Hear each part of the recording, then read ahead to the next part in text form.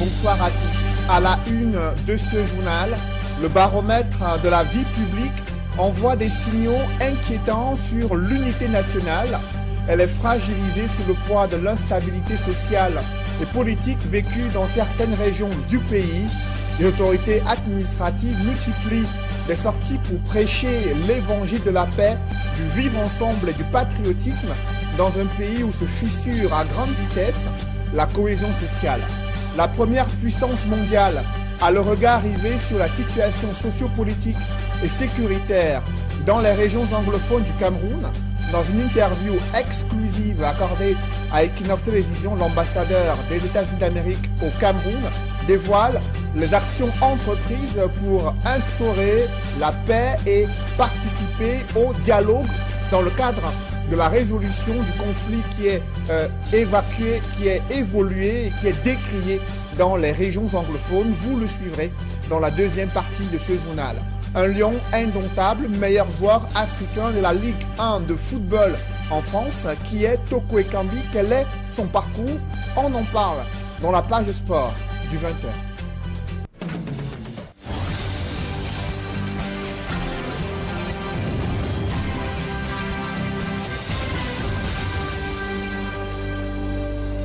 Merci de suivre cette édition complète de l'information sur Equinox Télévision.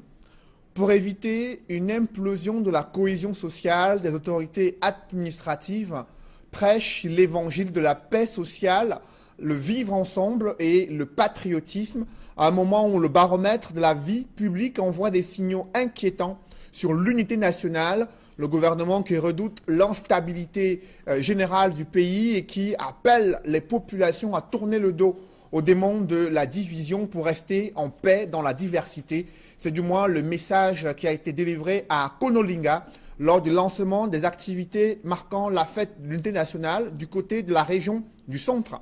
Des précisions avec Marcelin Gansop. La crise dite anglophone a traversé les frontières du nord-ouest et du sud-ouest et parle aujourd'hui à tous les Camerounais qui d'une façon ou d'une autre en subissent quelques conséquences. Bien que situé loin du théâtre des opérations, à Konolinga, le chef-lieu du département du Nyong et Fumu, dans la région du centre, n'en est pas moins concerné. Ce d'autant que personne ne peut avoir le cœur tranquille lorsque la maison du voisin brûle. Il y a donc lieu pour les populations d'ici et d'ailleurs de cultiver les fondamentaux de la cohésion et de la stabilité sociale au moment où les sirènes de la division mettent à mal l'unité nationale et le vivre ensemble. Ici vivent diverses populations du nord, du sud, de l'est, des anglophones et autres. Même à partir du nom des quartiers, vous pouvez constater, comme moi-même, que c'était donc un bon brassage de populations qui vivent.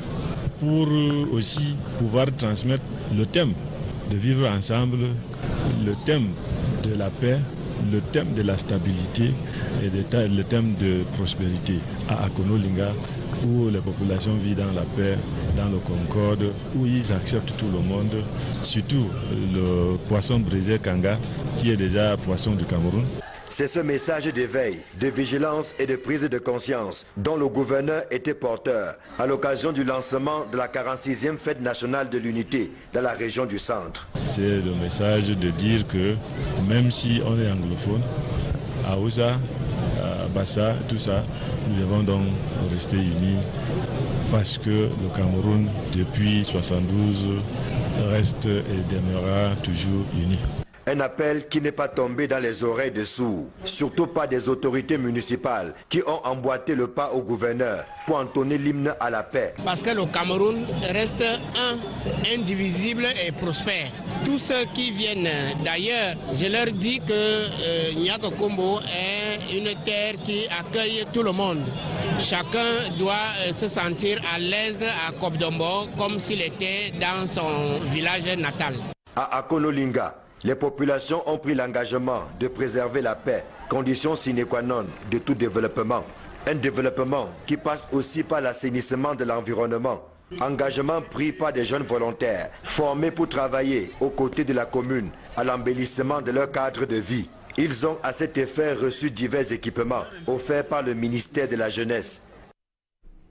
Dans cette campagne gouvernementale de promotion de la paix sociale et du patriotisme. Les pouvoirs publics ont ressuscité cette cérémonie de levée de couleurs dans les principaux arrondissements de la capitale économique du Cameroun. Une cérémonie de levée de couleurs qui a été suivie par les différentes administrations, mais aussi les populations qui n'avaient pas vécu un tel rituel depuis de nombreuses années. C'est un reportage signé Warren Zede, Innocent Abega et Leclerc Sakem.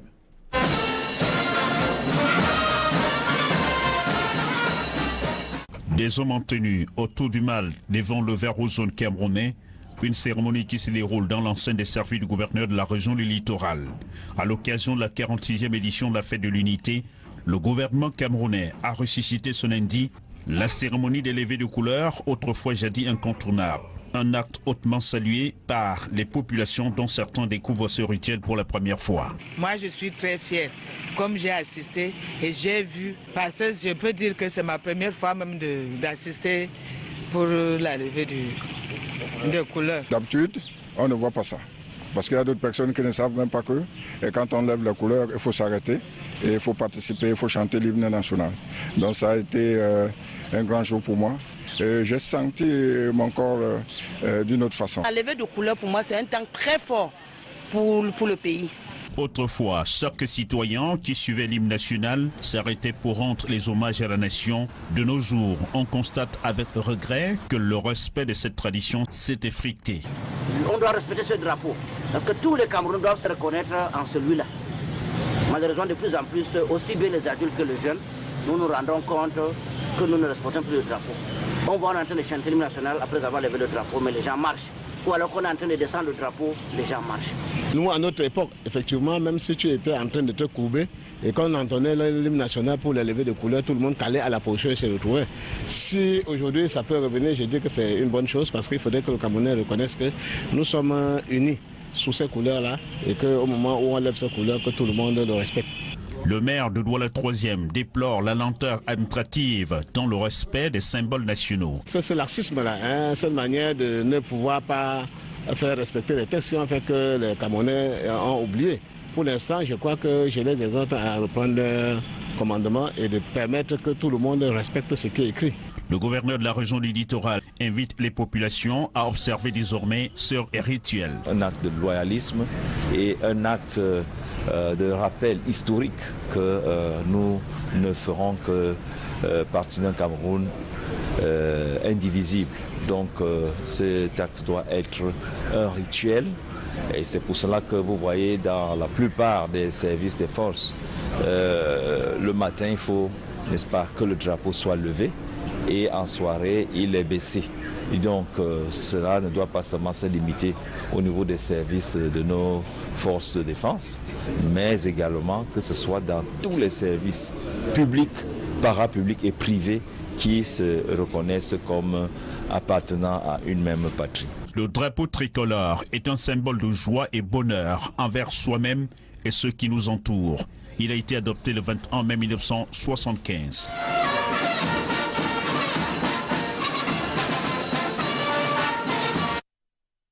Dans le reste de l'actualité, la prospérité économique tant souhaitée au sein du gouvernement est loin d'être au rendez-vous et pour cause. Une note d'évaluation du FMI contient des points négatifs sur le rythme d'endettement du Cameroun et l'échec de la mise en œuvre de certains projets structurants. Joël Essenge et Guy Zogo nous en disent plus dans ce reportage. C'est une pilule douce amère que le Fonds monétaire international vient de distiller à Yaoundé lors de la présentation de la conclusion de sa revue des finances publiques du Cameroun à l'occasion d'une conférence de presse. D'emblée, l'institution de Bretton Woods classe Yaoundé dans un registre loin d'être alarmiste. On a un déficit en 2017 qui est probablement plus élevé que celui auquel qu'on espère atteindre, mais on s'est mis d'accord pour des mesures qui vont permettre de corriger le tir en 2018 et d'atteindre l'objectif. Sur la base de ce qu'on s'était déjà fixé dans le cadre de la loi de finances, Mais aussitôt derrière, le FMI fait pleuvoir des mauvaises nouvelles. D'abord sur le rythme d'endettement du pays. Le niveau de la dette, il est aux environs de 35% du PIB. La trajectoire de la dette et l'accélération de la dette a été très rapide. Dans le cadre du programme, c'est de maîtriser cette croissance de l'endettement pour revenir à une trajectoire plus soutenable. Ensuite, les grands projets en prennent aussi pour leur grade. Faire un travail sur les projets qui sont déjà signés, de voir vraiment ceux qui sont performants, ceux qui ne sont pas performants, pour faire une analyse plus fine avec les partenaires et aller de l'avant pour terminer les projets qui sont vraiment prioritaires.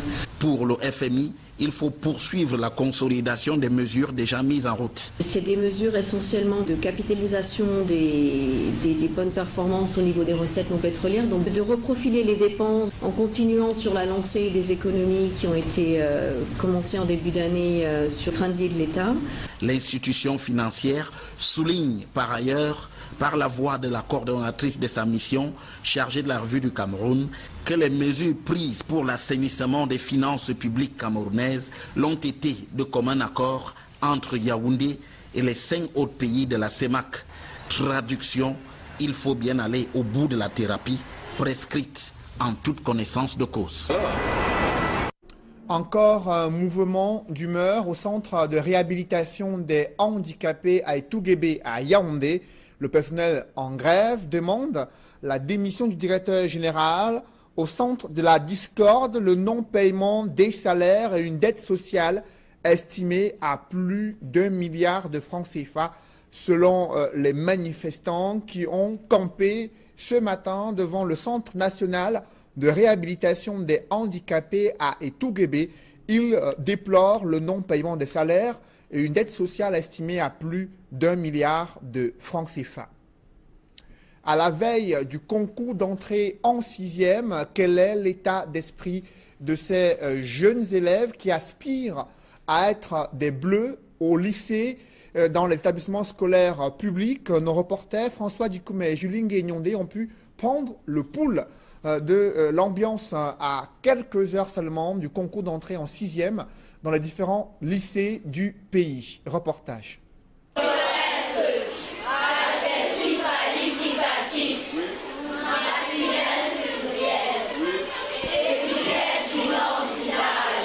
Comme des soldats qui s'apprêtent à aller en guerre, les candidats au Common Entrance ou au concours d'entrée en 6e affûtent leurs armes. Je m'appelle Sonde Odilette Ophélie, je suis élève au cours moyen de marquant la fin de mes études primaires. Je me réveille très tôt à 4 heures pour réviser mes leçons français, maths et connaissances générales. Ce serait mon premier diplôme et que je suis très fière parce que je prépare déjà depuis l'année passée. C'est une bataille pour moi que je dois réussir et je suis sûre que je vais réussir. Je m'appelle Ismaël Kezeb. Je me prépare pour entrer au concours d'entrée en 6e du collège Liberman. Je me suis bien préparé, j'ai révisé toutes mes leçons et je suis prêt à aborder tous les sujets. À quelques heures des épreuves écrites, enseignants et élèves mettent la dernière main sur la pâte. Question d'être prêt pour l'examen. Aux enfants, nous leur avons dit, c'est pas parce que vous allez composer dans les établissements autres que votre établissement que cela sera différent. Si vous avez un souci avec vos épreuves, si vous ne voyez pas bien, si vous ne comprenez pas, essayez de poser des questions. Ils doivent éviter la peur. Quel que soit le jury, même s'il est barbu n'importe comment, habillé d'un l'accoutrement qui ne s'occupe pas d'eux, ils s'occupent de ce qui est sur la feuille. Et avec cela, je crois qu'ils réussiront. À l'école primaire New Bamileke, groupe 2, dans l'arrondissement de Douala 2e, l'ambiance est la même. La plupart des candidats disent être confiants et rêvent déjà de mettre l'uniforme du lycée. Mon nom c'est Totu Ferdinand Élisée, élève à New Bamileke, groupe 2. J'ai l'intention de passer mon examen et je prie tous mes camarades d'aussi passer.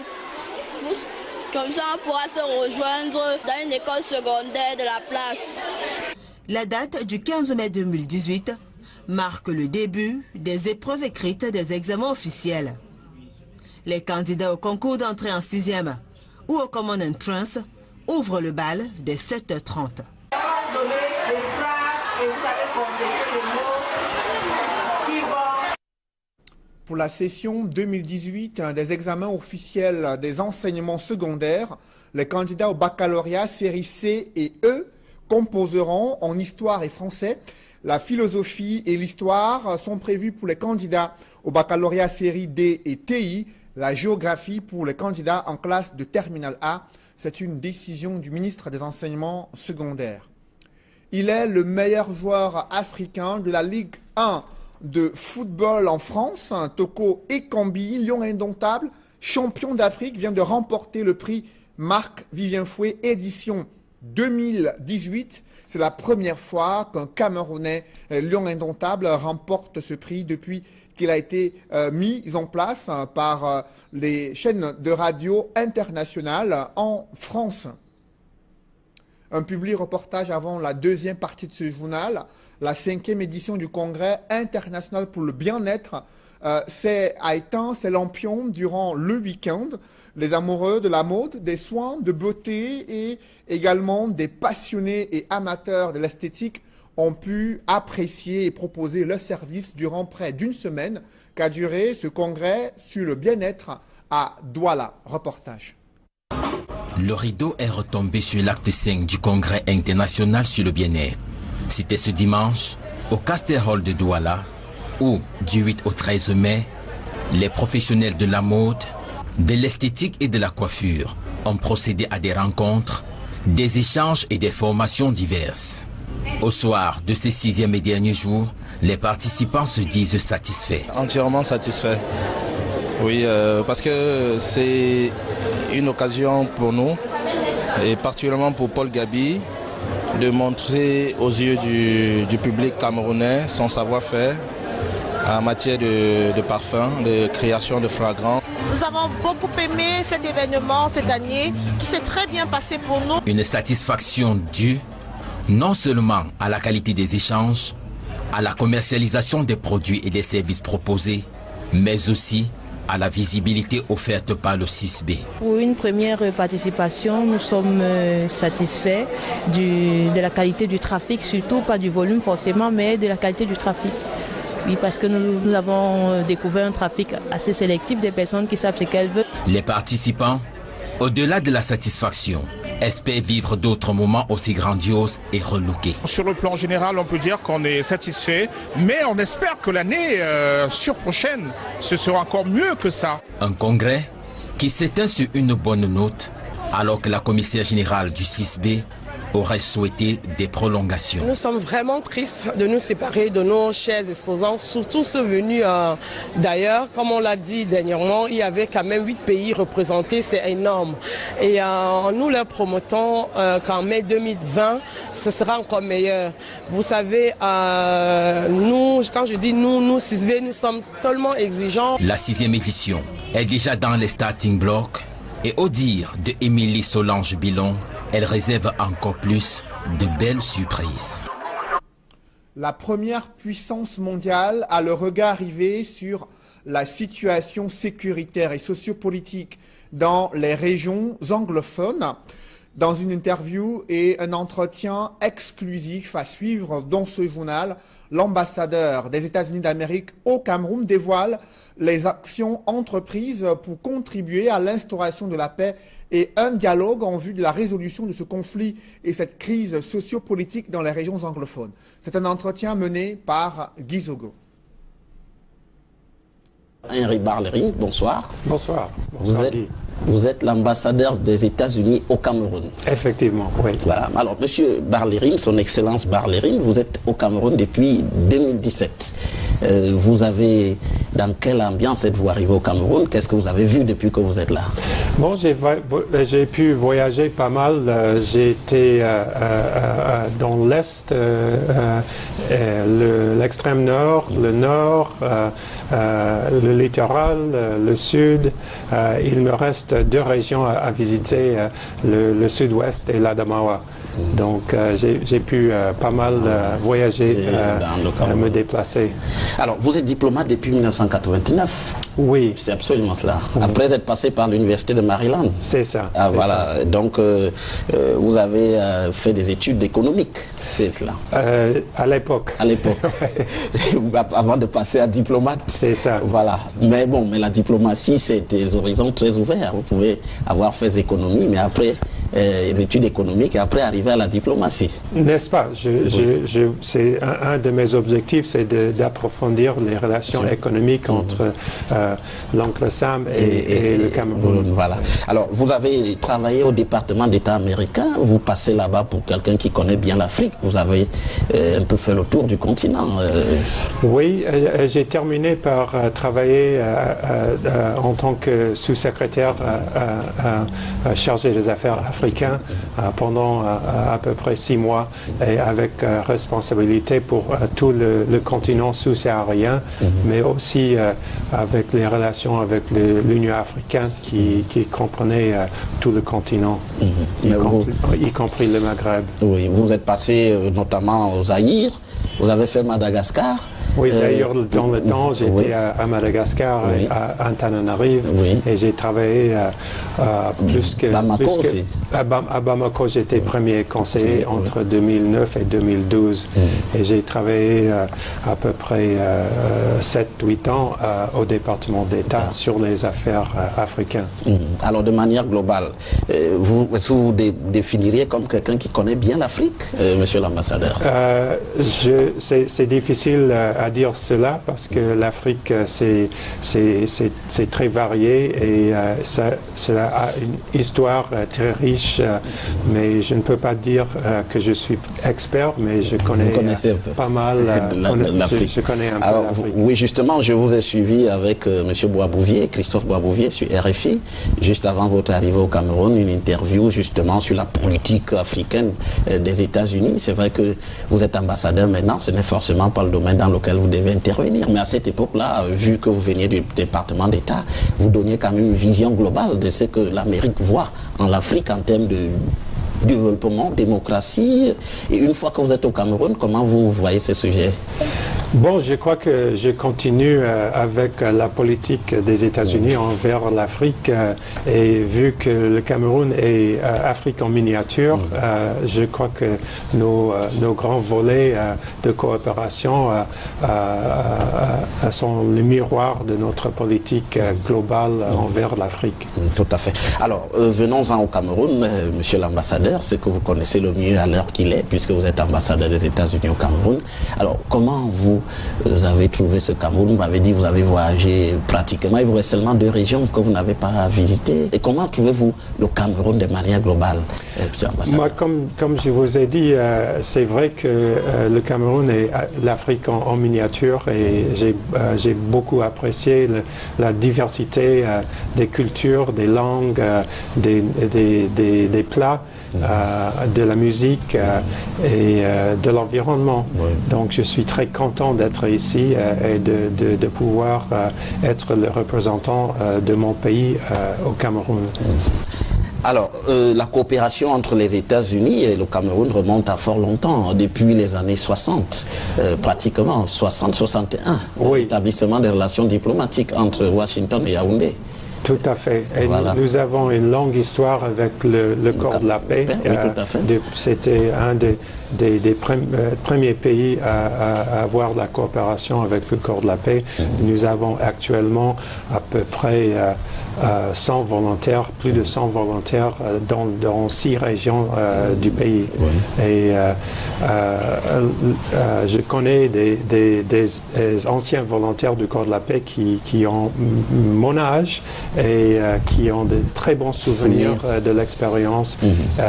Et j'ai pu visiter pas mal de volontaires actuellement en voyageant à travers le pays. Et eux aussi, ils ont une vision très positive, une impression très positive de la coopération entre nos 2 pays. Alors, mais il faut rappeler à nos téléspectateurs, le Peace Corps comme on l'appelle en anglais, c'est une initiative du président John Fitzgerald Kennedy qui avait lancé ce programme et qui consiste en quoi exactement? Qui permet aux Américains de venir contribuer à implanter quoi au Cameroun, à faire quoi? Bon, c'est un échange entre les deux pays. Ce sont des...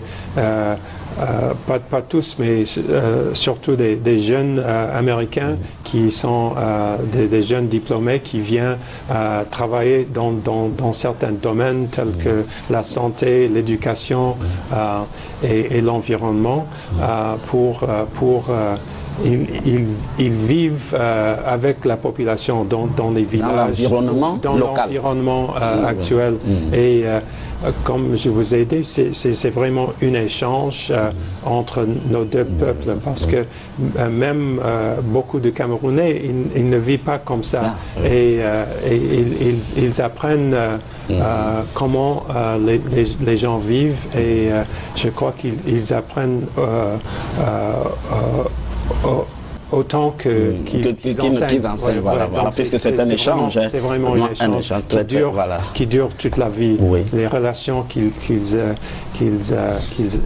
obtiennent durent toute leur vie. Voilà, puisqu'il y a des témoignages, il y en a qui reviennent, même quand ils ne sont plus dans le Peace Corps, qui reviennent au Cameroun, voilà, revoir par où ils sont passés, les progrès auxquels ils ont contribué. Alors, en dehors du Peace Corps, il y a d'autres points de la coopération, bien sûr, qui sont nombreux, monsieur l'ambassadeur. Oui, notre partenariat avec le Cameroun est très important, et peut-être je peux parler de 4 volets.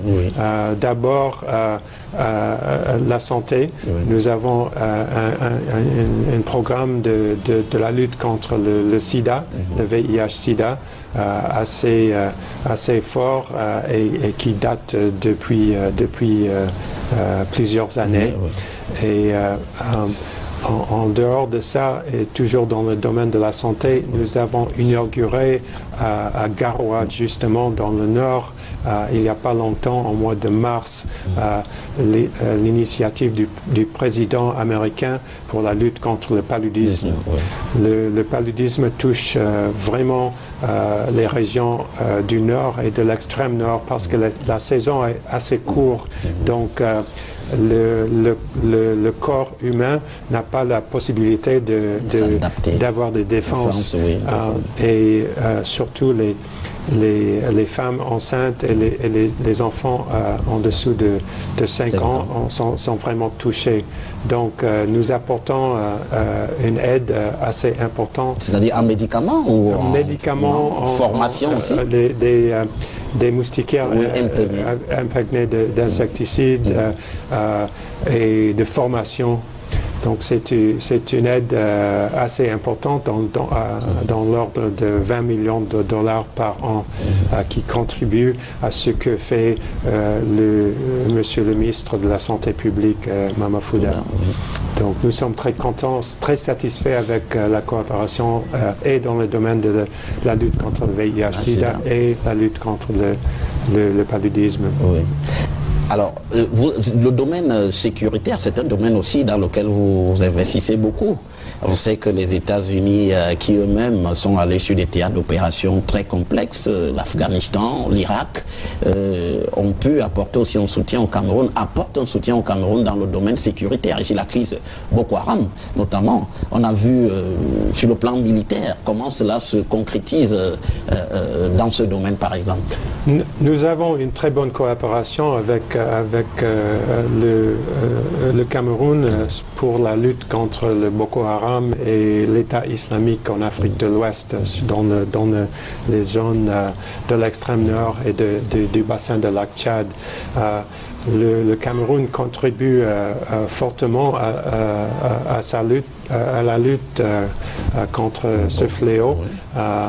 Et notre coopération est surtout avec le bataillon d'intervention rapide, mais avec l'armée et la gendarmerie aussi.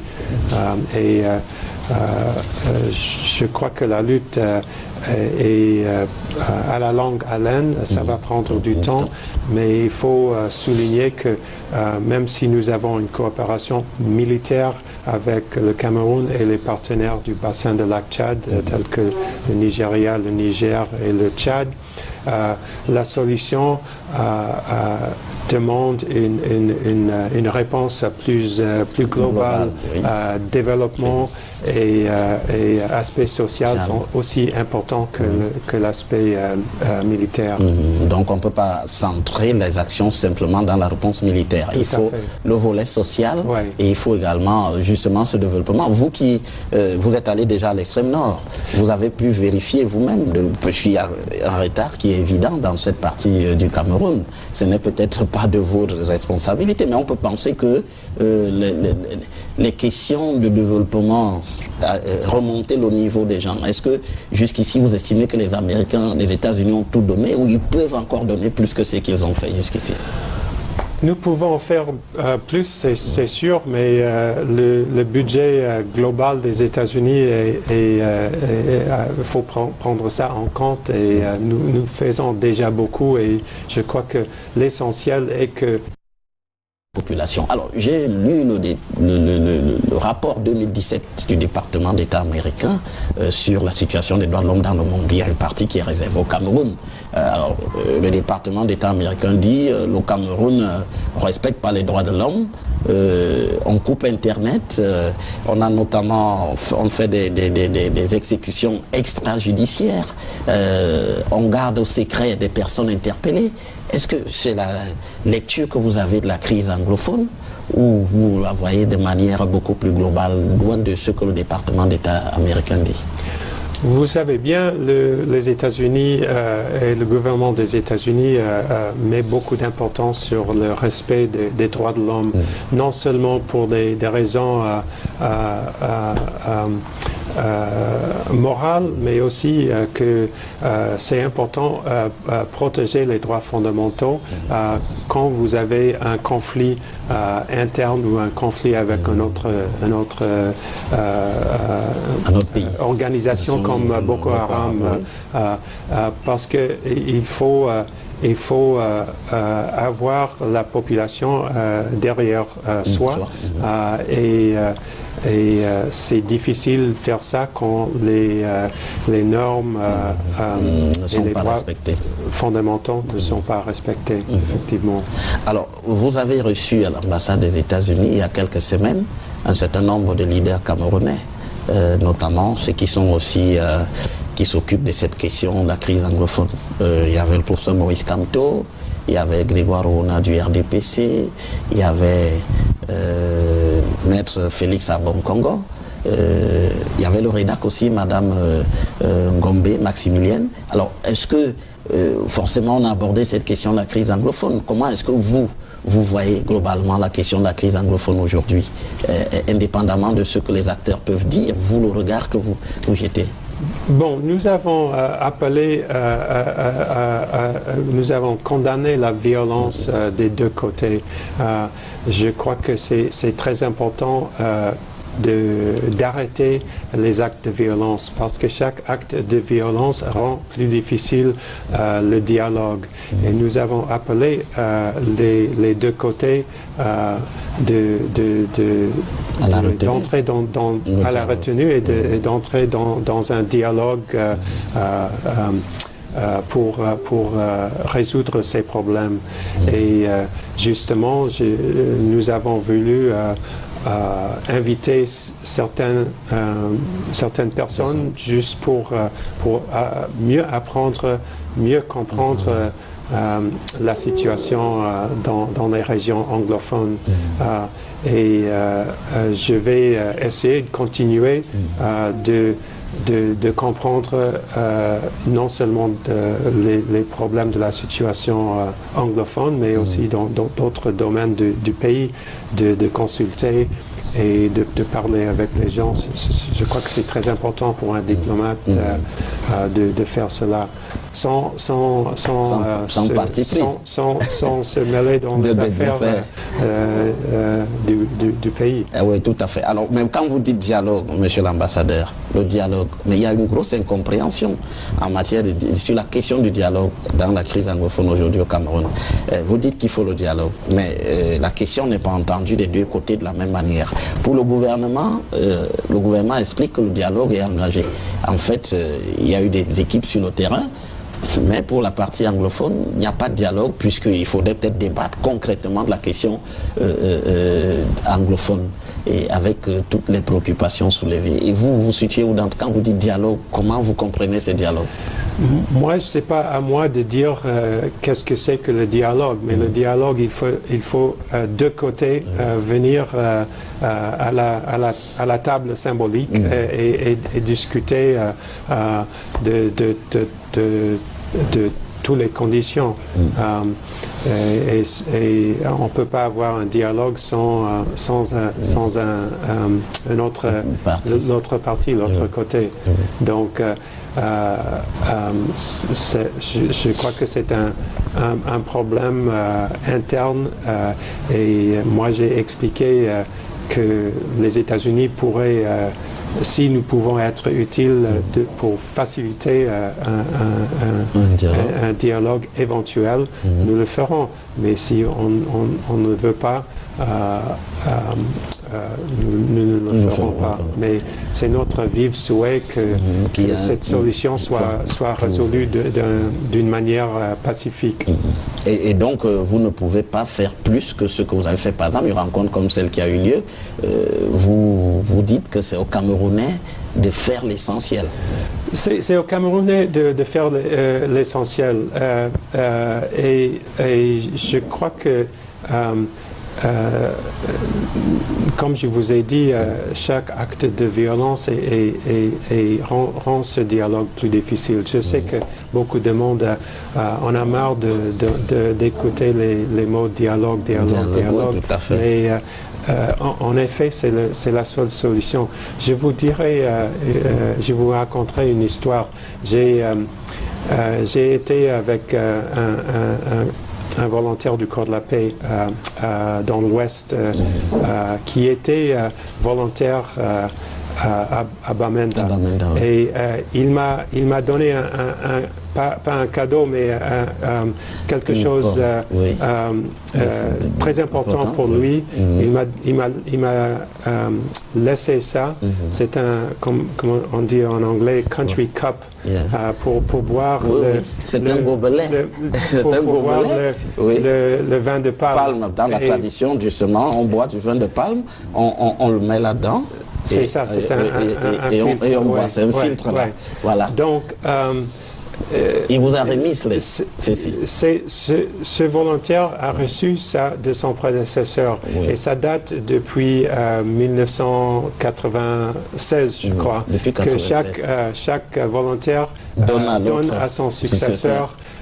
Et comme le programme est fermé dans le nord-ouest à cause de la violence, il m'a laissé ça et je garderai ça dans mon bureau dans le souhait que nous pouvons rouvrir notre programme dans le sud-ouest. Dans le sud-ouest et le nord-ouest.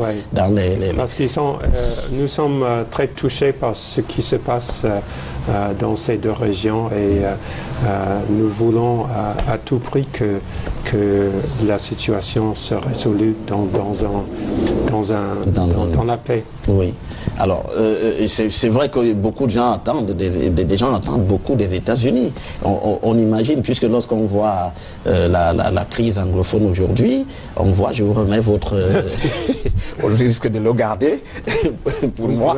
Voilà, il est précieux pour vous, monsieur l'ambassadeur. Et donc, les gens entendent beaucoup de vous, notamment dans la partie anglophone. Je ne voudrais pas tellement parler du lien culturel, la langue anglaise. Oui. Mais on voit bien que tous ceux qui se réclament de ce mouvement, pas forcément sécessionniste, mais de la question anglophone de manière globale, c'est-à-dire des revendications, attendent beaucoup des États-Unis. Les gens ont pensé que le Congrès interviendrait, que le président Donald Trump dirait quelque chose. Mais est-ce que vous comprenez cette attente-là? que les gens disent les États-Unis doivent faire quelque chose ou peuvent faire quelque chose? Justement, comme je vous ai dit tout à l'heure, je crois qu'il faut les deux côtés de venir et nous demander de faciliter. Si les deux côtés ne sont pas d'accord, nous ne pouvons rien faire et c'est regrettable, mais, tout à fait. Mais je crois que on reste sur ce point-là, bien entendu. On vous a compris, monsieur l'ambassadeur. Alors, le processus électoral au Cameroun, c'est aussi une question dans laquelle les États-Unis interviennent. Nous sommes en 2018, c'est une année, il y a beaucoup de scrutins. Il y en a déjà eu un, les sénatoriales. Il y aura présidentiel, peut-être législative et municipale. Les Américains, comment vous accompagnez le processus électoral au Cameroun? Bon, comme j'ai dit à propos des droits fondamentaux, la démocratie, nous croyons, c'est très important, et approfondir les institutions et le système électoral sont très importants à travers le monde, mais surtout en Afrique, parce que moi je suis... je connais plus l'Afrique que le reste du monde. Oui. Ce que j'ai vu à travers l'Afrique sous-saharienne, qui a beaucoup de progrès dans le domaine de la démocratie. Et nous attendons à ce que ces élections soient libres, justes et crédibles. Et nous allons... Vous accompagnez le processus. Alors, mais il y a quand même que, quand vous entendez l'opposition crier à ce qu'il y ait des fraudes ou des choses pas très transparentes, est-ce que vous... comment vous comprenez cela? L'opposition vous fait remonter ce genre de récrimination, certainement, à l'ambassade des États-Unis ici? Oui, nous allons essayer de faire notre mieux pour accompagner le processus électoral, mais comme je vous ai dit à propos de la situation anglophone, c'est important que les Camerounais expriment leur désir à travers les votes. Et nous pensons que c'est très important de s'inscrire sur les listes électorales et de voter. Sans voter, vous ne pouvez pas vous plaindre du résultat, n'est-ce pas? Comme a dit plusieurs anciens politiciens américains. Ne votez pas, ça veut dire que vous cédez votre vote à quelqu'un d'autre. Oui, alors de ce point de vue, en 2018, mais est-ce que les Américains, les États-Unis, généralement, vous faites quoi concrètement? Vous envoyez des gens qui suivent le scrutin et vous font des rapports? Nous avons monté certains observateurs pour former des observateurs. Observer les élections sénatoriales. Et nous comptons faire le même pour les présidentielles et éventuellement pour les législatives et les conseils municipaux. Donc, c'est ce que nous faisons. Nous allons essayer d'accompagner le gouvernement et l'opposition, société civile, les leaders religieux, les leaders traditionnels pour avoir une bonne élection en 2018. Alors, merci Son Excellence Peter Henry Barlerin. Vous êtes l'ambassadeur des États-Unis au Cameroun. Merci d'avoir accepté de venir sur le plateau d'Equinox Télévision. Merci beaucoup pour l'invitation et à bientôt. À bientôt. Alors, madame, monsieur, merci de nous avoir suivis pendant cet entretien avec l'ambassadeur des États-Unis au Cameroun, Peter Henry Barlerin. Nous avons évoqué la coopération entre Washington et Yaoundé et ses perspectives. À très bientôt pour un nouvel entretien sur Equinox Télévision. Restez en compagnie. Vous l'avez suivi, l'entretien mené par Guy Zogo avec l'ambassadeur des États-Unis d'Amérique qui s'exprimait en exclusivité sur Equinox Télévision. Mesdames, Messieurs, c'est la fin de ce journal. Merci de l'avoir suivi. Après cette édition du 20h, l'émission 100% foot présentée par Sylvestre Hippolyte Zangaou. Je vous souhaite une bonne soirée sur Equinox Télévision.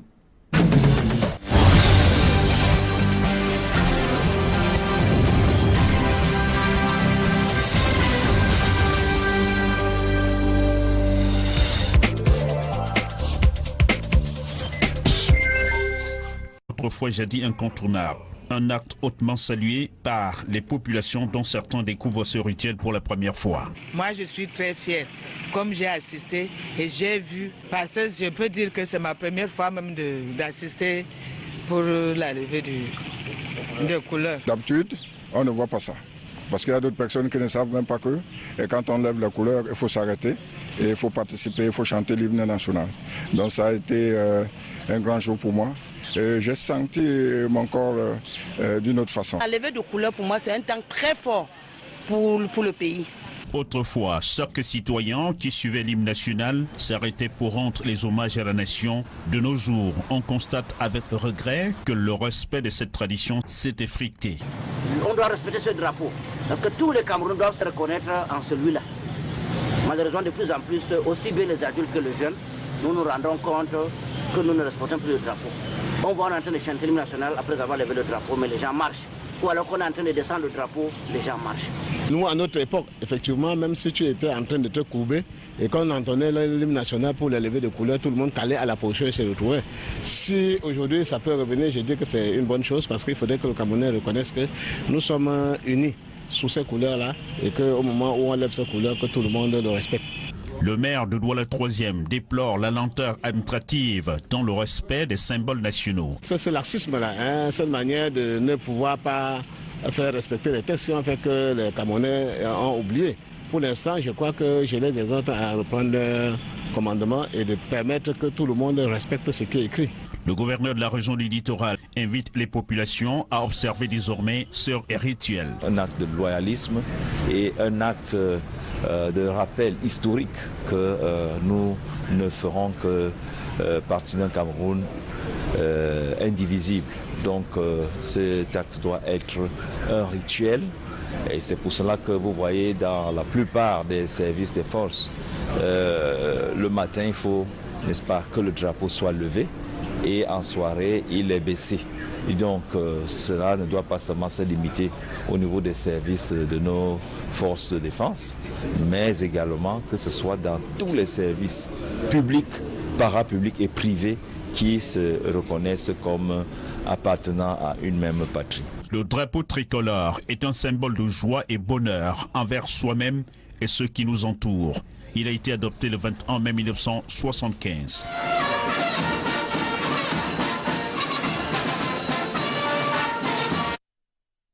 Dans le reste de l'actualité, la prospérité économique tant souhaitée au sein du gouvernement est loin d'être au rendez-vous et pour cause. Une note d'évaluation du FMI contient des points négatifs sur le rythme d'endettement du Cameroun et l'échec de la mise en œuvre de certains projets structurants. Joël Essenge et Guy Zogo nous en disent plus dans ce reportage. C'est une pilule douce amère que le Fonds monétaire international vient de distiller à Yaoundé lors de la présentation de la conclusion de sa revue des finances publiques du Cameroun à l'occasion d'une conférence de presse. D'emblée, l'institution de Bretton Woods classe Yaoundé dans un registre loin d'être alarmiste. On a un déficit en 2017 qui est probablement plus élevé que celui auquel qu'on espérait atteindre, mais on s'est mis d'accord pour des mesures qui vont permettre de corriger le tir en 2018 et d'atteindre l'objectif. Sur la base de ce qu'on s'était déjà fixé dans le cadre de la loi de finances. Mais aussitôt derrière, le FMI fait pleuvoir des mauvaises nouvelles. D'abord sur le rythme d'endettement du pays. Le niveau de la dette, il est aux environs de 35% du PIB. La trajectoire de la dette et l'accélération de la dette a été très rapide. Dans le cadre du programme, c'est de maîtriser cette croissance de l'endettement pour revenir à une trajectoire plus soutenable. Ensuite, les grands projets en prennent aussi pour leur grade. Faire un travail sur les projets qui sont déjà signés, de voir vraiment ceux qui sont performants, ceux qui ne sont pas performants, pour faire une analyse plus fine avec les partenaires et et aller de l'avant pour terminer les projets qui sont vraiment prioritaires. Pour le FMI, il faut poursuivre la consolidation des mesures déjà mises en route. C'est des mesures essentiellement de capitalisation des bonnes performances au niveau des recettes non pétrolières, donc de reprofiler les dépenses en continuant sur la lancée des économies qui ont été commencées en début d'année sur le train de vie de l'État. L'institution financière souligne par ailleurs, par la voix de la coordonnatrice de sa mission chargée de la revue du Cameroun, que les mesures prises pour l'assainissement des finances publiques camerounaises l'ont été de commun accord entre Yaoundé et les 5 autres pays de la CEMAC. Traduction, il faut bien aller au bout de la thérapie prescrite en toute connaissance de cause. Encore un mouvement d'humeur au centre de réhabilitation des handicapés à Etouguébé à Yaoundé. Le personnel en grève demande la démission du directeur général. Au centre de la discorde, le non-paiement des salaires et une dette sociale estimée à plus d'1 milliard de francs CFA, selon les manifestants qui ont campé ce matin devant le Centre national de réhabilitation des handicapés à Etouguébé.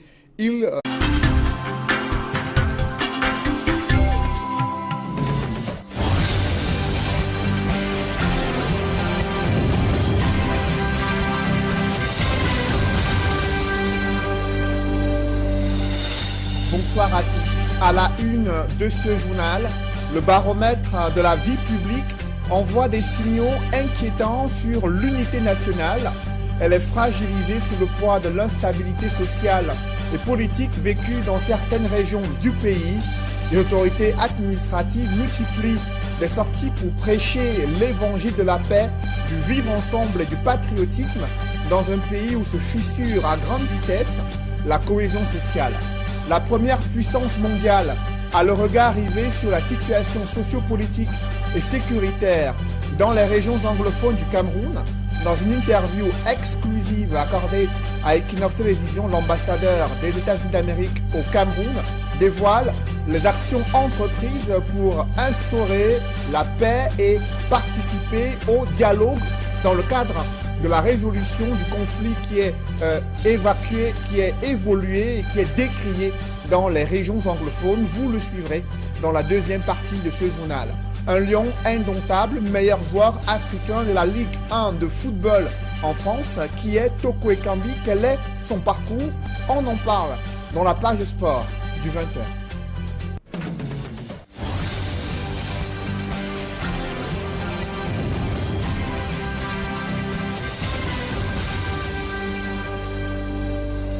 Merci de suivre cette édition complète de l'information sur Equinox Télévision. Pour éviter une implosion de la cohésion sociale, des autorités administratives prêchent l'évangile de la paix sociale, le vivre ensemble et le patriotisme, à un moment où le baromètre de la vie publique envoie des signaux inquiétants sur l'unité nationale, le gouvernement qui redoute l'instabilité générale du pays et qui appelle les populations à tourner le dos aux démons de la division pour rester en paix dans la diversité.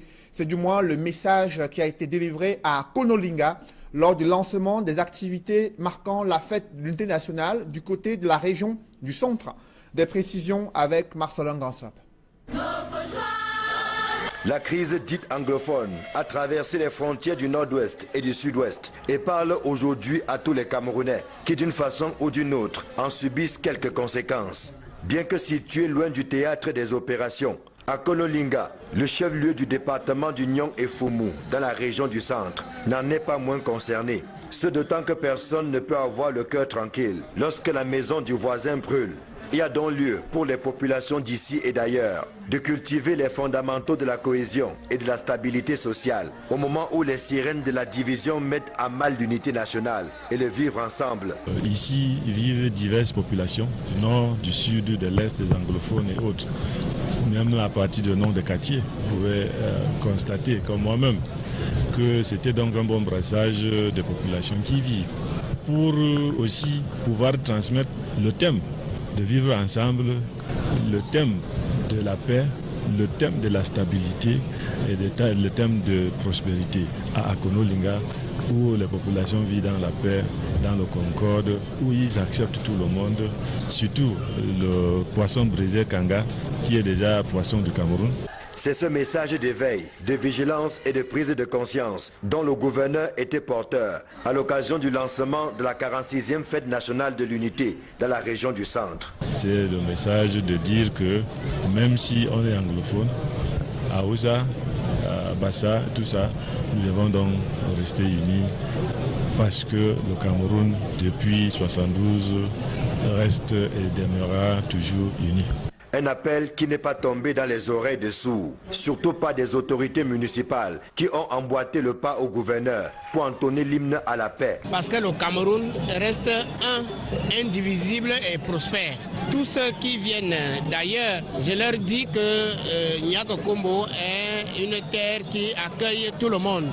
Chacun doit se sentir à l'aise à Kobdombo comme s'il était dans son village natal. À Akonolinga, les populations ont pris l'engagement de préserver la paix, condition sine qua non de tout développement. Un développement qui passe aussi par l'assainissement de l'environnement. Engagement pris par des jeunes volontaires, formés pour travailler aux côtés de la commune à l'embellissement de leur cadre de vie. Ils ont à cet effet reçu divers équipements offerts par le ministère de la Jeunesse. Dans cette campagne gouvernementale de promotion de la paix sociale et du patriotisme, les pouvoirs publics ont ressuscité cette cérémonie de levée de couleurs dans les principaux arrondissements de la capitale économique du Cameroun. Une cérémonie de levée de couleurs qui a été suivie par les différentes administrations, mais aussi les populations qui n'avaient pas vécu un tel rituel depuis de nombreuses années. C'est un reportage signé Warren Zede, Innocent Abega et Leclerc Sakem.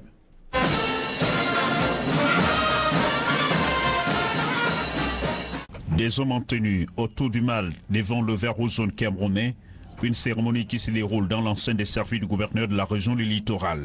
À l'occasion de la 46e édition de la fête de l'unité, le gouvernement camerounais a ressuscité ce lundi la cérémonie des levées de couleurs. Déplore le non-paiement des salaires et une dette sociale estimée à plus d'1 milliard de francs CFA. À la veille du concours d'entrée en 6e, quel est l'état d'esprit de ces jeunes élèves qui aspirent à être des bleus au lycée, dans les établissements scolaires publics? Nos reporters François Dikoumé et Julien Guignondé ont pu prendre le pouls de l'ambiance à quelques heures seulement du concours d'entrée en 6e dans les différents lycées du pays. Reportage.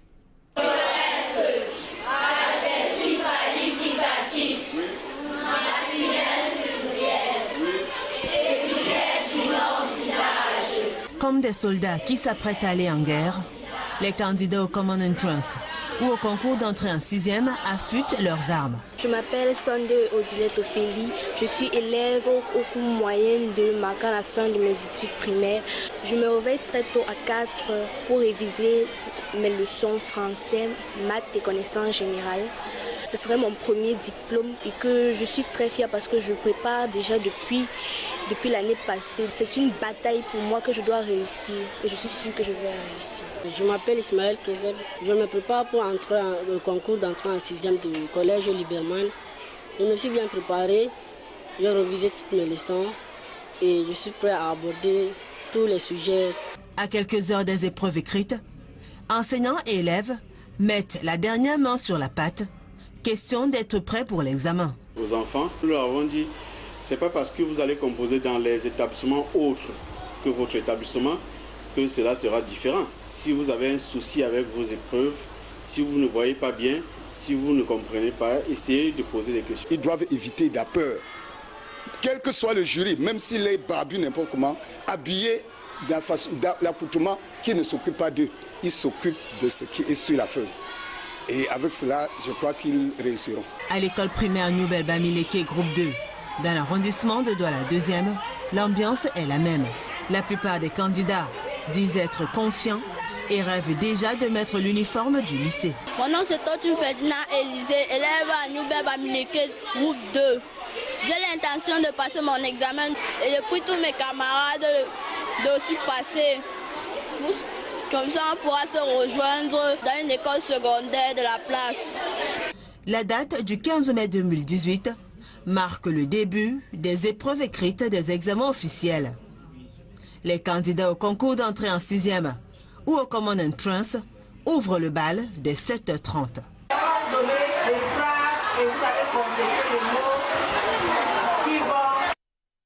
Pour la session 2018 des examens officiels des enseignements secondaires, les candidats au baccalauréat série C et E composeront en histoire et français. La philosophie et l'histoire sont prévus pour les candidats au baccalauréat série D et TI. La géographie pour les candidats en classe de terminale A. C'est une décision du ministre des Enseignements secondaires.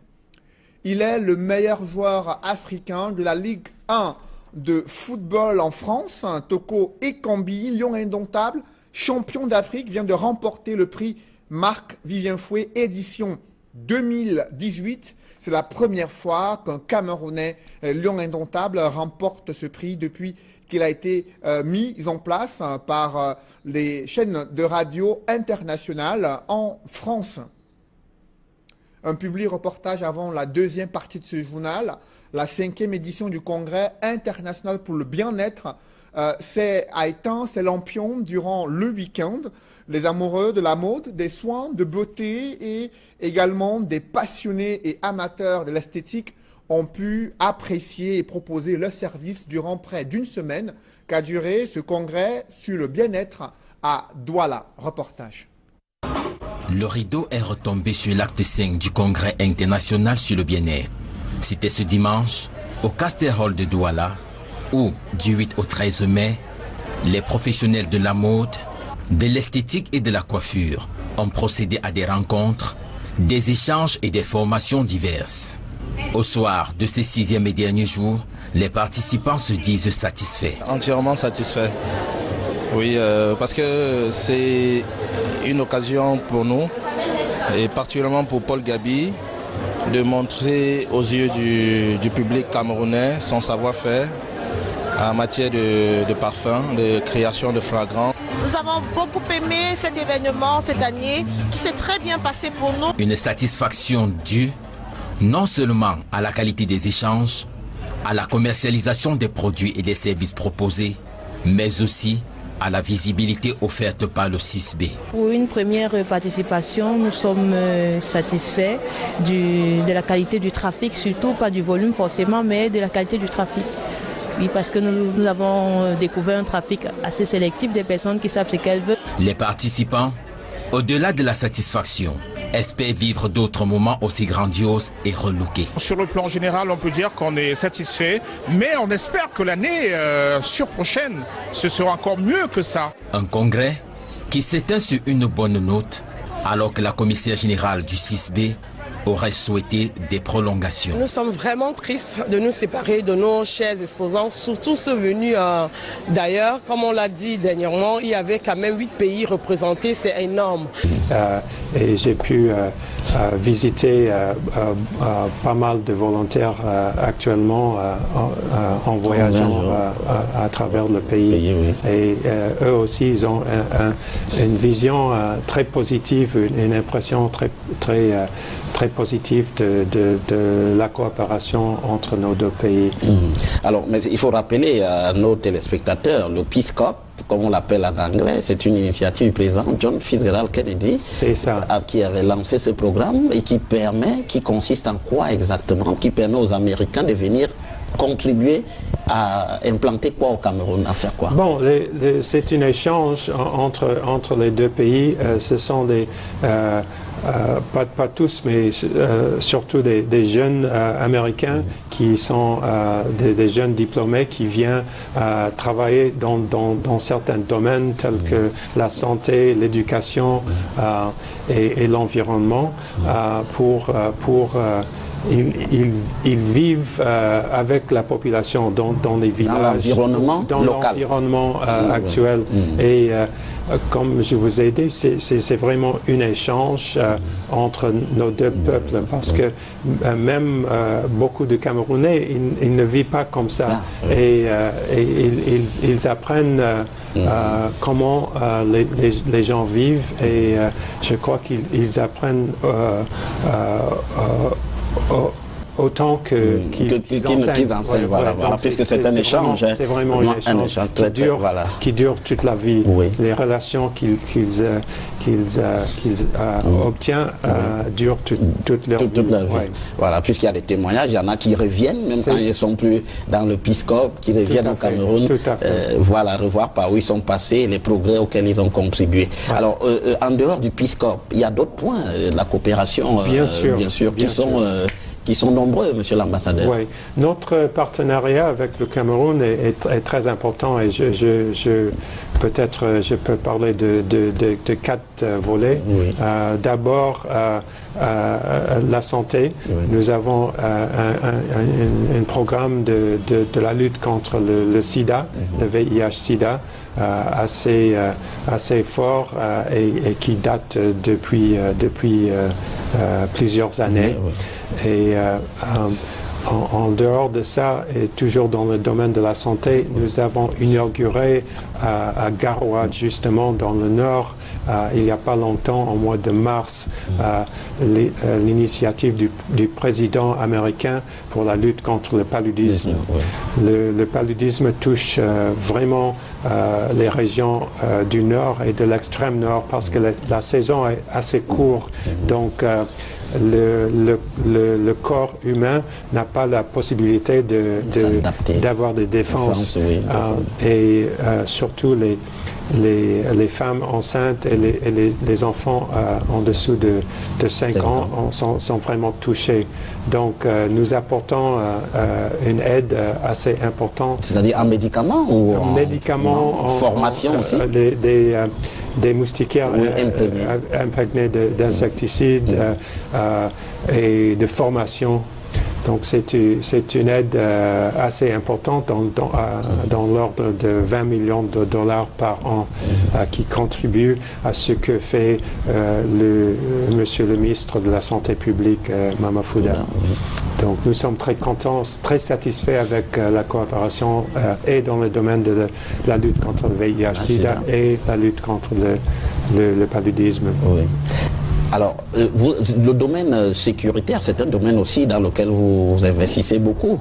On sait que les États-Unis, qui eux-mêmes sont allés sur des théâtres d'opérations très complexes, l'Afghanistan, l'Irak, ont pu apporter aussi un soutien au Cameroun, apportent un soutien au Cameroun dans le domaine sécuritaire. Ici, la crise Boko Haram, notamment, on a vu sur le plan militaire comment cela se concrétise dans ce domaine, par exemple. Nous avons une très bonne coopération avec le Cameroun pour la lutte contre le Boko Haram et l'État islamique en Afrique de l'Ouest, dans les zones de l'extrême nord et du bassin de lac Tchad. Le Cameroun contribue fortement à la lutte contre ce fléau et notre coopération est surtout avec le bataillon d'intervention rapide, mais avec l'armée et la gendarmerie aussi. Je crois que la lutte est à la longue haleine, ça va prendre du temps, mais il faut souligner que même si nous avons une coopération militaire avec le Cameroun et les partenaires du bassin de lac Tchad, tels que le Nigeria, le Niger et le Tchad, la solution demande une réponse plus globale. Développement et aspect social sont aussi importants que l'aspect militaire. Donc on ne peut pas centrer les actions simplement dans la réponse militaire. Il faut le volet social et il faut également justement ce développement. Vous qui vous êtes allé déjà à l'extrême nord, vous avez pu vérifier vous-même, il y a un retard qui est évident dans cette partie du Cameroun. Et nous le promotons qu'en mai 2020, ce sera encore meilleur. Vous savez, nous, quand je dis nous 6B, nous sommes tellement exigeants. La 6e édition est déjà dans les starting blocks et au dire de Émilie Solange Bilon, elle réserve encore plus de belles surprises. La première puissance mondiale a le regard rivé sur la situation sécuritaire et sociopolitique dans les régions anglophones. dans une interview et un entretien exclusif à suivre dans ce journal. L'ambassadeur des États-Unis d'Amérique au Cameroun dévoile les actions entreprises pour contribuer à l'instauration de la paix et un dialogue en vue de la résolution de ce conflit et cette crise sociopolitique dans les régions anglophones. C'est un entretien mené par Guy Zogo. Henry Barlerin, bonsoir. Bonsoir. Vous êtes l'ambassadeur des États-Unis au Cameroun. Effectivement, oui. Voilà. Alors, Monsieur Barlerin, son Excellence Barlerin, vous êtes au Cameroun depuis 2017. Vous avez, dans quelle ambiance êtes-vous arrivé au Cameroun? Qu'est-ce que vous avez vu depuis que vous êtes là? Bon, j'ai pu voyager pas mal. J'ai été dans l'Est, l'extrême nord, le nord, le littoral, le sud.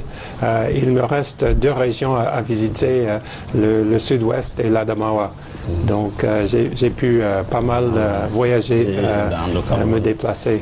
Alors vous êtes diplomate depuis 1989? Oui. C'est absolument cela. Après être passé par l'université de Maryland? C'est ça. Ah, voilà. Ça. Donc vous avez fait des études économiques, c'est cela? À l'époque. À l'époque. Avant de passer à diplomate? C'est ça. Voilà. Mais bon, mais la diplomatie, c'est des horizons très ouverts. Vous pouvez avoir fait des économies, mais après des études économiques et après arriver à la diplomatie. N'est-ce pas?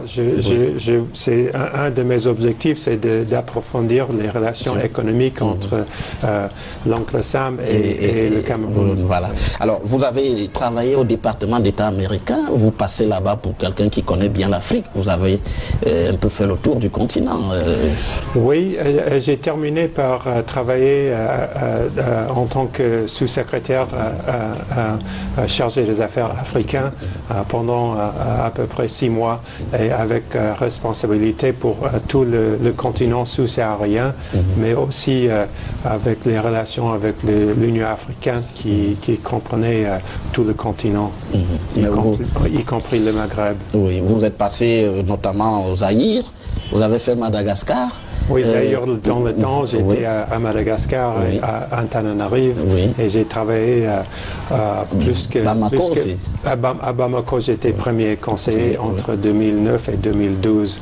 Et j'ai travaillé à peu près 7-8 ans au département d'État sur les affaires africaines.